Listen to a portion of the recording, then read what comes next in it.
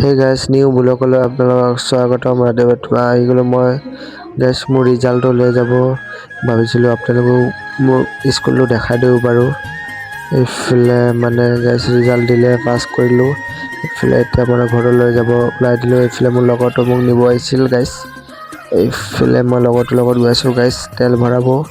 গাইছ মোক কোনে ফ'ল' মাৰা নাই ফ'ল'টো মাৰি দিব গাইছ এতিয়া বলক কেছ তেলডিপুত ফাইনেলি গৈ আছোঁ গোটেইটো আপোনালোকক দেখাম গাইছ ভিডিঅ'টো শেষলৈকে চাই থাকিব বলক কেতিয়া